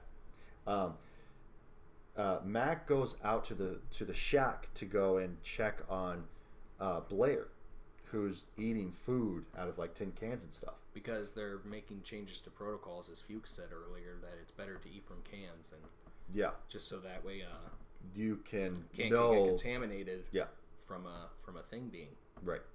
And it's interesting in this shot because there's a noose that is in the shack with Blair too, which you don't see earlier. Super sus. So, like, we even went back to watch this, and we noticed that the rope was hanging next to the door right when as he first got in Blair. McCready is about to leave, and it's right in the center of the screen. Yeah, right there is the rope. Right, and later the rope is in there. So now we're sitting here wondering, was he a thing or not to begin with? Right. Like, why would a thing kill itself if it wasn't already? Right. Which then comes to the question of going like, okay, well, if Blair actually was going to turn into the thing, he would have killed himself first before that ever happened. And a good thing to keep in mind too is the fact that Blair is saying to Mac this whole time, I want to come back inside. Whatever happened before is gone, and I want to be inside now. Which is not what he was saying the first time he was in that. You'd think after you go through a huge tirade that if you just said, oh, I messed up so bad, I need to go back, I need to go in and apologize to every single person I hurt. Like, I just hurt Windows, I feel like ass, I need to go and apologize to him right now. You think that a normal person that has a psychotic breakdown, which guess what, happens to the best of us, you think that you'd have a moment of realization of like, oh my gosh, I messed up so bad. Yeah. So bad. I need to go inside right now. Not an ounce of that. He was like, I get it. I get it. He didn't say that, but like you can understand that he wasn't sitting there bartering, please let me in. Yeah. Only now do you see him saying, I want back in. And you get to see this little tilt. At least that's how I interpret it. He's just got that little tilt to him that's just like sus. Just sus. And then you see the rope, and it's sus. And especially with the noose just being there, like, because Blair knew what was going to happen, so he would have killed himself first before that ever happened. Well, we don't know. So, that's the but point. that's the point, is that we don't know what would have happened. But all of a sudden, there's just a noose there. But like, Max goes like, "No, you're going to stay here," and they leave, and then they find Fuchs's burnt body, and they go like, well, was it the thing that got him? And then they said, no, there's the flare, so he burned himself first before the thing got to him. Also, And- no McCready thing. Not McCready as a thing. I meant like his jacket Yeah. isn't there that Fuchs found. Right. So that's missing too. And Mac basically says like, no, he burnt himself before like the thing would have got to him. Making a guess as to what would have happened. Right. And so he tells Windows to go back inside, but him and Knowles are gonna go check his shack. And Knowles is like, why? He goes like, because last night I turned my lights off and now they're on. So they go to his shack and they check on it. Cut to black again. Well, no, fade to black, not cut to black. Fade to black again. Now cut to Child's looking out the window, and now the light is off. And so now they start composing a plan of going like, all right, well, what are we going to do now? Like, how long have they been gone for? We don't really know. About So 40, then they 45 minutes, something like right. that. So then they start boarding up the windows and the doors so that way nobody can get in or out. And Norris is in one of the corridors and he looks out the windows and he notices that Knowles is coming back by himself. And Knowles looks very uncomfortable as he's taking off his equipment. If you yeah, ever noticed that, he's little- like very, very cold. just and kind of like Norris is. Well, I'm not talking about Knowles. I'm talking about Norris. Norris, as he's taking it off, is just kind of like he's been kinda grunting a little kinda bit wobbly. and sweating a lot and everything too. That's the other thing. It's like you notice that So very fast. then they let Norris in. Knowles and in, yeah. Knowles. They let Norris in, or Knowles in, and he starts talking about how it might be McCready because he found his jacket ripped up and everything, In the and furnace he up just there in the left room. him at like, and he cut the tie off, yeah. for him to come back in the dark because they have rope throughout the whole facility on their guide to basically like if they can't see, they have a guide to at least, okay, this is going to one thing, this is going to the shack, And that's whatever. what the blue lights are for, as you see throughout the film. Right. And they're like, oh, we can't trust him because, like, you know, I found his jacket ripped up and stuff. Then they hear a window breaking, and Childs goes like, that's the storage room. So, like, he's able to, like, McCready's trying to get in through the storage. yeah. So He's the only one that's got the keys to that room. Yeah. And so you just see Childs just grabs the axe and he's just going to town on this damn door. Yeah, and trying so to they get to him. break in, and then you just see Mac with a thing of dynamite in his hand with a flare in the other, and he goes like, go ahead, try it. I will blow us all up. Try I me, don't bitch. care. Try me. And so they all have the flamethrowers too. Him, Palmer, and Norris, I think, right? And so they all have the flamethrower each, and he goes like, go ahead and take off the packs, put them down on the ground, and let's all just be cool. So I think it was they Childs, all put it Palmer, down. and Windows were on the outside. Yeah. And then Knowles and Norris, they the- tried to like tackle Try him to from the gang back. tackle him from the back. Yeah. And he breaks out of it and he goes back into his corner and he's all like, all right, like, I don't care. I will kill all of us. I do not care. So and as Norris, this is where it cuts back to Norris again. yeah, he falls and then all of a sudden he has a heart attack and now he's dead. Or he's very, very hard of breath. Like he's not breathing at Yeah. all. And Something is so- definitely up with Norris. Yeah, so they bring him to the autopsy room and they start to check him out. Doc starts to check him out. And they're harassing McCready right now. Yeah, as he's they're- holding and him so basically he's- hostage with a flamethrower right now. And stick And of the dynamite. And they're all just like, all right, just like relax, take it easy. Like, you know, we're all cool.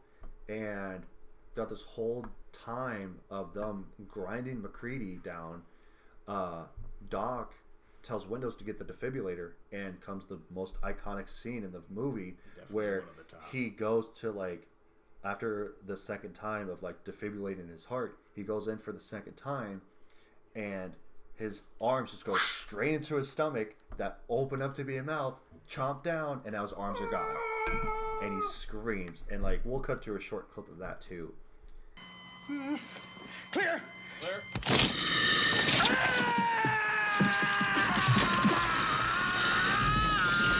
And it is awesome. Like, it's great. It's just, it's so visceral and showing, like, it's not even so much the blood, it's just the idea of what you just witnessed. It's just, again, the body horror is so good. And then it cuts to, immediately after that, just the whole canopy still being open in Norris, who we now see as a thing, and it's just spewing all this stuff, and then all of a sudden, now it's like this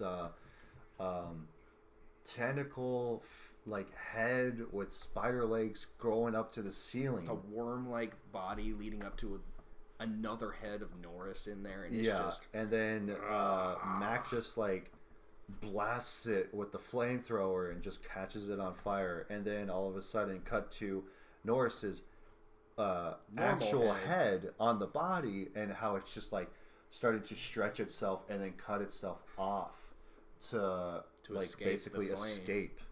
And it achieves that. The deputy Gary comes in and he goes like, "Oh, we gotta put it out." He goes like, "No, not yet.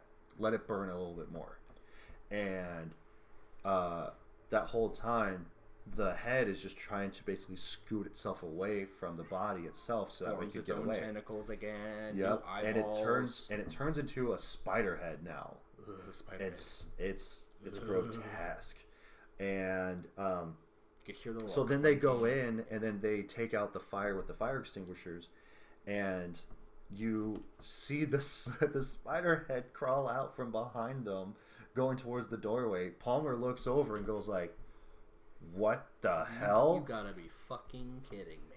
And then Mac just turns around and just blasts it with fire some more, and then you think that it's dead, but it's not, obviously. But they go to take that fire out too, and I thought that was super hilarious, the way that the legs just started to go like dee dee dee dee dee dee, and started spinning around, and then we'll cut to a clip of that too. You gotta be fucking kidding.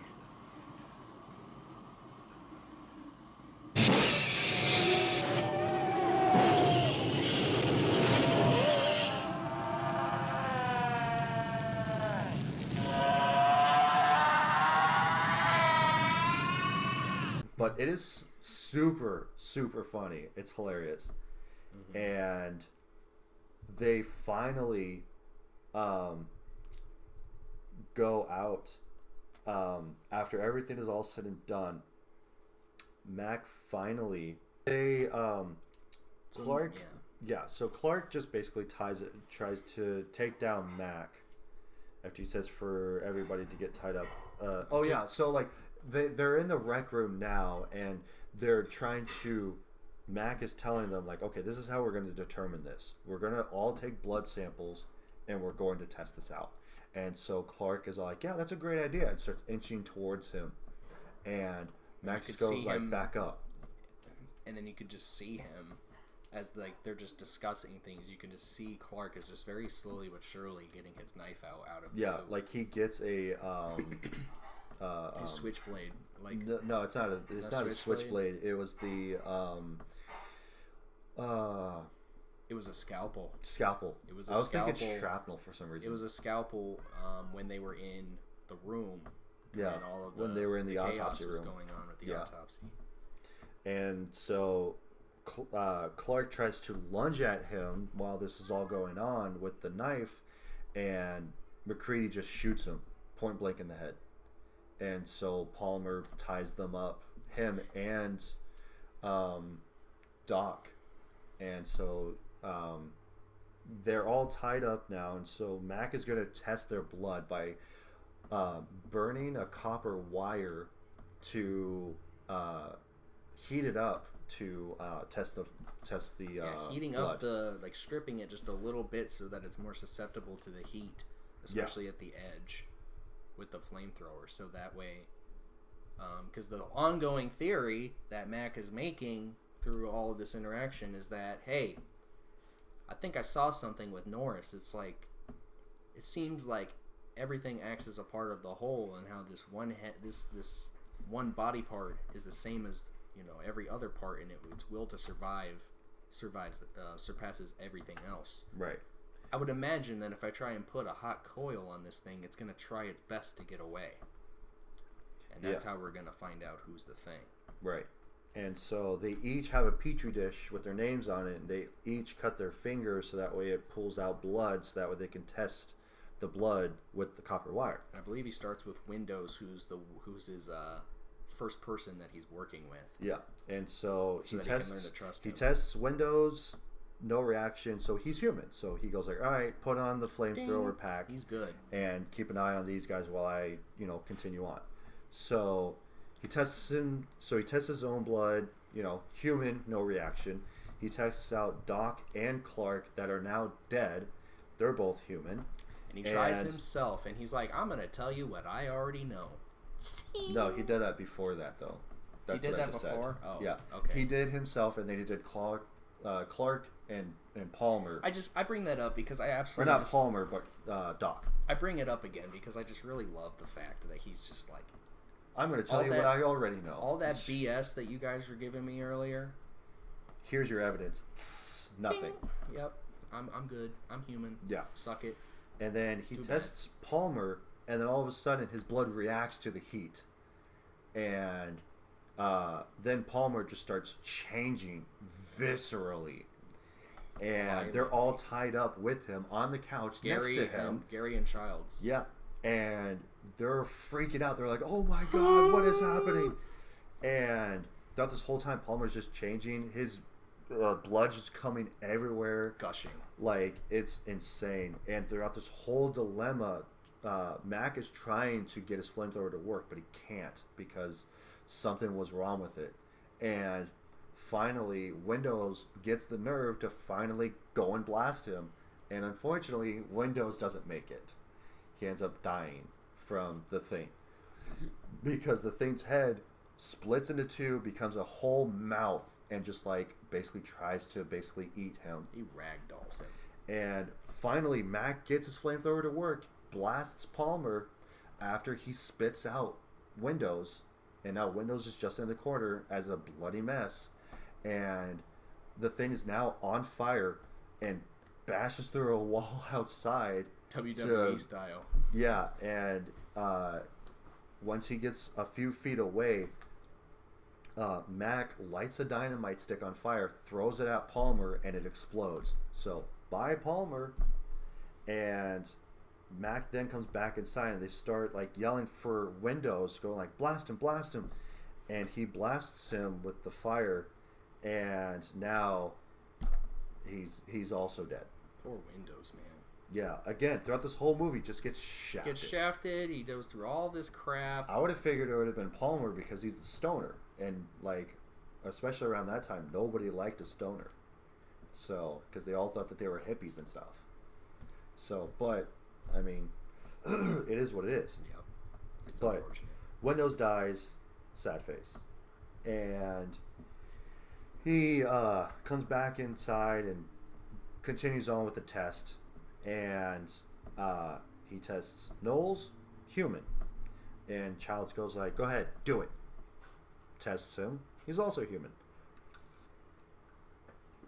And then he starts freaking out, and he goes "All right, untie me now. I don't want to be tied to the deputy anymore. I don't want to be tied to Gary. Get me out of here." Understandably so. He's the only one tested. Right. That isn't tested yet. Yeah. And so Besides Blair, of course. this was also funny that once they actually, now it's who was it? Knowles? Yeah, Knowles and Childs have the flamethrowers too, and they're both trained on Gary. Talk about scary, And- bro. And so Gary's like, "Do it," and he tests Gary's blood, and he goes "All right, now that we've all done this, I would like to be untied from this fucking couch, before winter is over." And I thought that was a funny line. Not verbatim, but it's a funny line that he says. And we'll cut to a clip. I know you gentlemen have been through a lot. And when you find the time, I'd rather not spend the rest of this winter tied to this fucking couch! Of that line. And then we cut to black. Cut to them now talking about what they're going to do next. So Mac and the others, except for Childs, check on Blair, and the doors and the doors open. And so Mac tells Childs to stay behind to keep an eye on the facility, so that way nobody comes in or out. The rest of them go out to check on Blair, and they just discover that the door is just open. And they go looking around. They find that the floorboards are not actually secured down, like with nails. So they basically bring up the floorboards, and they find a tunnel going down under the ground to a spaceship.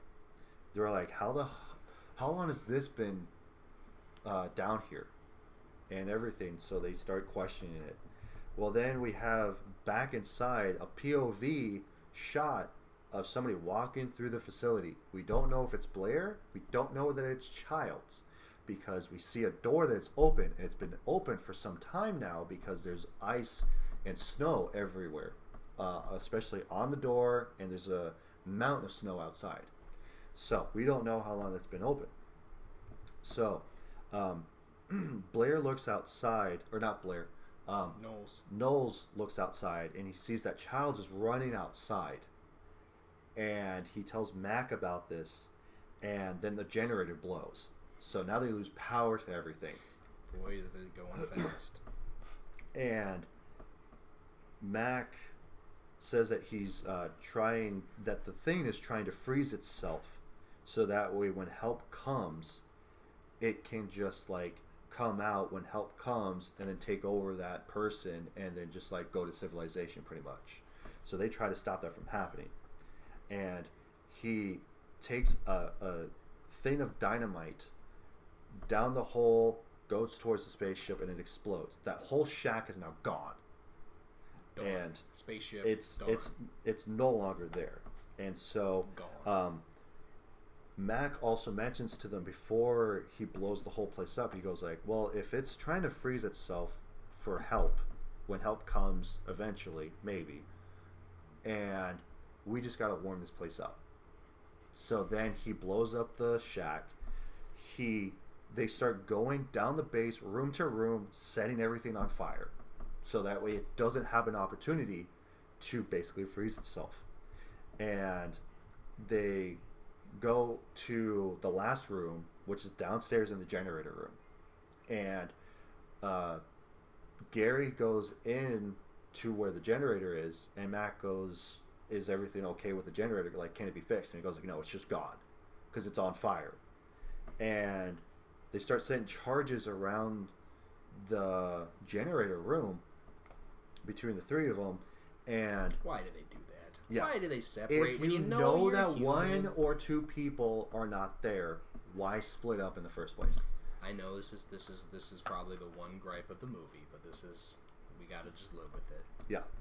So they start send up charges, and the deputy goes around a corner to like mess with his light, and then all of a sudden Blair just appears out of nowhere behind him and sticks his hand into his mouth, and you see his mouth going inside of his skin in his mouth. And I think that's actually a really awesome thing that they did in the movie too. And so now it is taking possession of the deputy, Gary. Sorry, Woody. So time to put you out to pasture. Yeah. And then Knowles goes down the hallway and isn't there anymore. And then while Mac is trying to get the detonator to like not work but get it set up, he goes like, hey, how's everything going? No. Doesn't hear nothing back. Sets the charge to go up for the plunger, and then gets a thing of dynamite ready because it has a really long fuse, and all of a sudden, probably about this long on the fuse. Yeah, and good minute on that. All of a sudden, the thing is underground, just starts breaking everything above it to get to Mac. Mac jumps out of the way to the side, and all of a sudden there's this huge hole now in front of the detonator. Punches up. And takes the detonator and just like basically brings it down underground with him. Brings another one up, smacks the Molotov cocktails. Yep. So the only thing that McCready has that could potentially harm this creature is the one thing he lit. Yeah, the one dynamite stick that he lit beforehand that he dropped to the side. And the thing shoots out of this hole, is now transforming, because you've got Blair's half of his head with like this giant mouth off to the side of it, and then you've also got this dog head out of the side of it too that just opens up. It just comes out. And it's kind of difficult to see if there's anything on the sides. There might have been. Like the other people that have already been absorbed. Taken. But the point is that this creature is nearing. It's both desperate and extremely dangerous at this phase. It knows that it's just mano-y-mano, basically. Right. It's me versus you, and let's see who comes out on top. Mm-hmm. And then, while this is happening, Mac rolls out of the way, grabs the stick of dynamite, and says, like, fuck you too. Throws the dynamite stick at the thing, runs out of there, and it explodes. And I'm just like, it's such a great line to just run away from and go like, yeah, fuck you too. Throw an explosive and just run the hell out of there and just have it explode. That is awesome.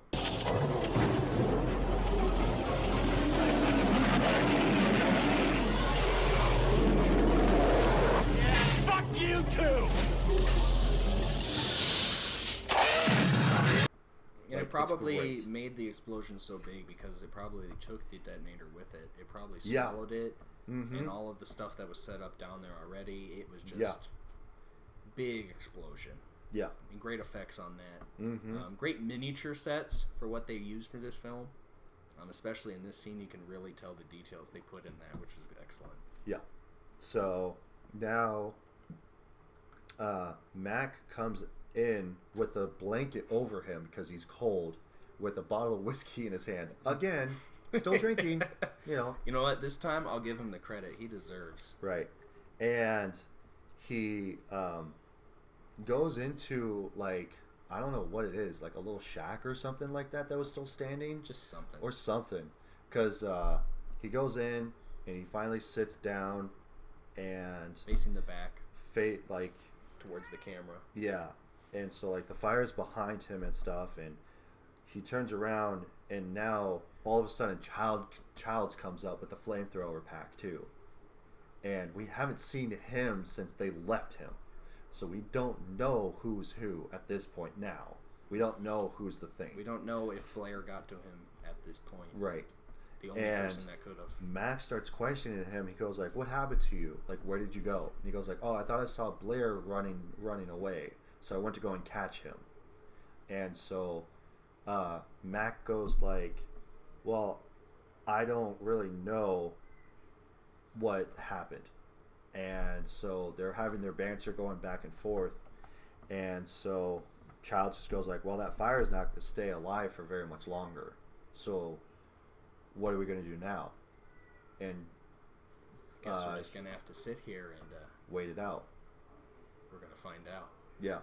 And so they each take like, because Mac gives Childs the bottle, and so he takes a swig out of it and never gave it back to Mac, and it just ends.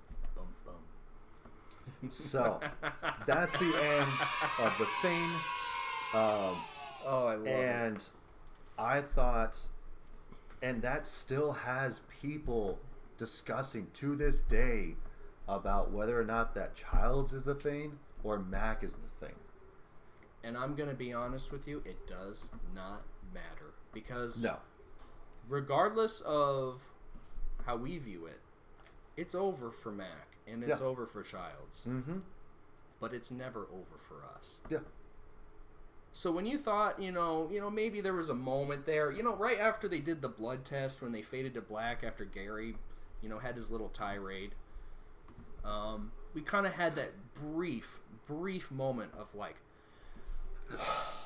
We can finally breathe. There's some semblance of like, these humans are together. We know they're good. We know that the only one that could be is Blair. You think there's a chance. Yeah.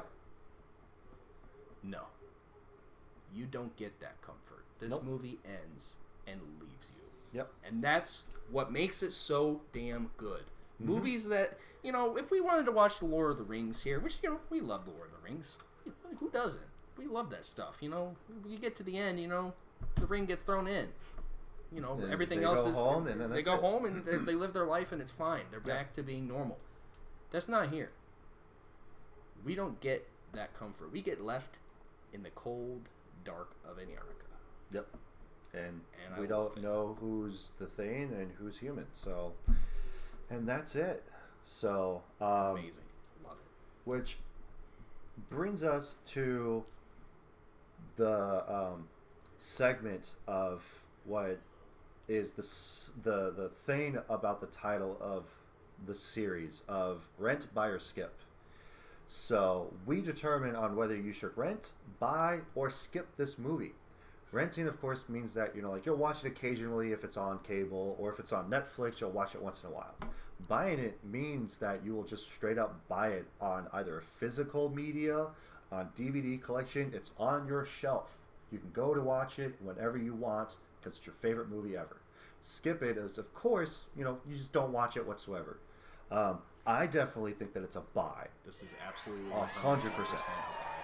Because I bought it on digital, and it's a great movie. And even though for me, before I watched this and decided to talk about this, because you actually brought it up to talk about this for the spooky month, being October, that we should talk about The Thing. I'm like, okay, I've never really actually sat down and watched it, so I'll sit down and watch it. And I watched it twice, and it is still a really good movie. So I think this is going to be in my catalog of movies that I will come back and watch around October for sure. It's just so sneaky good. Even after, like, I've seen it 4 times, but like every time I find something new that I see in it, or just like the mannerisms of how the characters do it, and all of the actors did an amazing job in all of their roles of just setting, you know, some of them show really good when it comes to fear. Some you can see the cogs reeling, like with Blair, about like what's going on. It's just, it's so good. I can understand why some don't. I can see why some people be like, oh, this isn't action-packed enough, and I can give them credit for that. Yeah. But this movie isn't about that. This movie is all about what's going between your ears and trying to contemplate what you're seeing and who is who. And I would also say that I would definitely give this movie multiple times to watch, because knowing what we know now between the characters and their mannerisms and how they act, you can definitely go back and re-watch this several times and pick out certain characters that aren't acting the way that they did before, and like especially Blair. Like the noose in the shack with Blair, because that wasn't there before. But now that we know that, when did he get taken over? Because Blair would have killed himself before he was taken over by the Thing. And that's the thing that we have to determine on, okay, he was getting ready to use the noose. Why is the noose there, and why is it not being used? Because there's only one reason why that it's there, is to kill yourself with. So, and that's just one of many. That's the point, is that there's so many moments in this where you're going to look back and be like, where was Palmer? Yeah. When did Palmer get it? Did both Norris and Palmer get taken out at the same time? Did the dog do it for one and then Palmer do it for the other? Or vice versa? That's the point of the film, is that the paranoia is ever present. Yeah. And it never stopped. Never stopped once. Mm-hmm. So I want to get into a segment that I wanted to do since the beginning, but we just kept running out of time because my friend Youngblood kept having to skedaddle out of here because he had other stuff that he needed to go and do, which is fine. I have no problem with that. But I want to get into wrong people. So here's a segment of the show where we talk about people that gave these really big, good movies really poor ratings for whatever reason. So, which I dubbed as wrong people, because they are wrong people that have wrong opinions. So we'll get into a couple of them because, you know, like, this is a pretty long episode as it is. The longest one so far being out of 3 episodes that I've recorded. So, One person says, Fresh Orange says that it's boring and overrated back in 2021. He says, or rather, they say, why so many high ratings for this movie? It's massively overrated in my opinion. Acting, pacing, special effects, all is far away from good. The story and some scenes are intriguing, but the movie as a whole is boring, and the silly dialogues are horrible. The idea of an alien that could be anyone is very interesting and fascinating. Unfortunately, the movie isn't. Okay, what are you talking about? Because all of those things, again, are wrong. Given the fact that you have the acting, okay, the acting is actually really good. In some scenes, sure, it could be a little lackluster. For what they're trying to achieve. But, especially for the fact you only have 3 big blockbuster now actors for their time, being Kurt Russell, Keith David, and trying to think of his name off the top of my head, but now I don't remember. Was it Dannon for Palmer? No, it was the guy that played as Blair. I'm drawing a blank on his name, but he was a really big synonymous actor.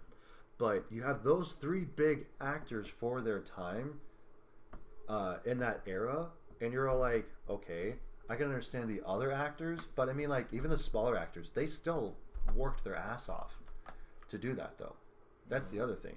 And then you've got pacing. Okay, sure. I mean, but a lot of that's intentional. Yeah. The point is just to off balance you. Yeah. I mean, it's not 2 hours. It's not an hour and a half. It's like around an hour and 45, which is a pretty good, decent amount of movie for this type of thing. But, I mean, you know, one could argue, could it be an hour and a half? Sure. But you don't really get that time to actually sit there and digest and watch this whole thing unfold about this whole thing basically taking over person to person, trying to figure out who's who. So, last thing is special effects. There are no special effects except for like the beginning part where there's the alien ship touching down to Earth and the spaceship when they go to the crater. That's it. Those are the only 2 special effects that are in the movie. Otherwise, literally the rest of it are just practical effects. And maybe when the creature is pulling up from underneath the ground. Yeah. That's probably also a specific moment. Yeah. When it's bashing through. But those are, you know, they have to do some semblance of things for these scenes. Yeah. But I just don't think that was really a fair assessment when it comes to the overall aesthetic of what this movie was achieving. It's like, you can't talk about special effects without talking about the practical effects as well. And guess what? This is a poster child when it comes to practical effects usage. Yeah. And what they were able to do. The stuff they did with Norris was never done before. Oh, 100%. I'm going to be honest with you. The level of complexity that they had to go through for these props. And you can watch some of these bonus features, I believe, on some of the DVDs as well. Yeah, and I think you can also look them up on YouTube, too. And just the interviews from John Carpenter talking about this, and it's just over and over again, just how amazing the practical effects team was working. Yeah, I mean, like, especially for around that time, which I don't remember off the top of my head, Evil Dead, the first one, I think that was 86, and they used stop motion practical effects for some of that stuff, like claymation and stuff. So they went a whole different direction for that type of thing with Sam Raimi. Which is in its own right great and amazing things. And so, like, that in and of itself is a crowning achievement and would push other directors to do also practical effects as well instead of just CGI, because especially in 2011's The Thing, I'm pretty sure that they used special effects for that, not practical effects as much, but I could be wrong that the vast majority of the film was the other direction. Right. And, like, a lot of people would be like, man, I really wish, like, especially nowadays, I wish that some horror movies would bring back practical effects instead of CGI, because of how synonymous that practical effects make it more realistic instead of just having the CGI computer-generated thing that is just like, oh, I can tell that is fake. I am no longer scared because that is fake, and it clearly shows. Would seeing the Palmer Thing's face start filling with blood. Would that hit and melting and changing? Melting? Would that hit as hard if it was a special effects? No. That's not what at all. made it terrifying. Is like this thing is actively changing before my eyes, and it's terrifying. Yeah. You can only. It's not that special effects can't achieve that. As a whole, but the way that it's brought forth and the way that it's shown to you can mean all of the difference. Yeah. And I just don't think it's fair to say, "Oh, this has bad special effects." You can't just sit there and say that with a straight face. Right. It's not fair. And then we'll do this one, and then we'll probably call it an episode. But somebody else gave it 1 star because that person gave it 1 star. This person also gave it a 1 star, saying total waste of time. Everybody kept telling me how good this movie was, so I thought I would give it a try. And I swear to God, it took me about 5 hours to watch this damn movie. Just isn't any point to it. Okay, I can understand with the pacing of the movie. I understand that with, like not a good, but a solid horror movie is about an hour and a half long. If that, give or take. I understand that. 2 hours usually less. This isn't just a horror movie. It's also a suspenseful movie too, to where it keeps you guessing and it keeps you maybe not on the edge of your seat, but it still has you sit there and think about the whole time that this is going on of what's going to happen. I saw this with my wife the other night, and my wife cannot watch any kind of horror movie with me. Mm-hmm. She could not stop watching. Yeah. Could not stop. She was like, I have to know. She literally looked me in the face after it was over, and she said it was like watching somebody get run over by a train, but I couldn't look away. Right. I couldn't look away from the horrors that I was seeing because of the way that it was brought forth, and it just she said everything that happened had a purpose when it came to what was being shown. Nothing was wasted. Right. So to say there's no point to it, it's like, well, what point of perspective are you looking at? Are you looking at it from an objective perspective, or are you looking at it at how the film is showing you what is taking place? Right. And that kind of goes back to how I said about the end.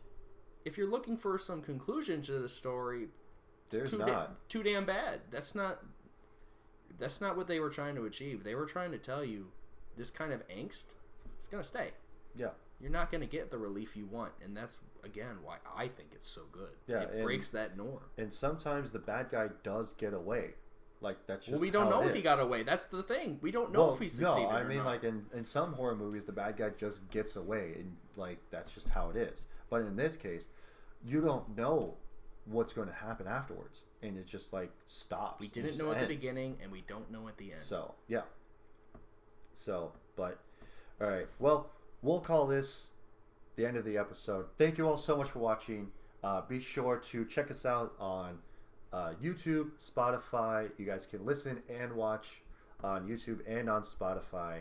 And you guys can also check out clips that I will be posted on Instagram and on TikTok. So be sure to follow us on those as well, which I will put in the description below. What did you guys think about the movie, The Thing? Let us know in the comment section below. And what you guys want us to talk about in the future. So if you guys have any movies that you want us to talk about or want to hear our ideas about, then leave them in the comment section below, and hopefully we'll talk about your favorite movie. All right? So thank you all so much for watching. I'm Devin. This has been Sam, and we will see you guys in the next one. See you guys. Have a good one.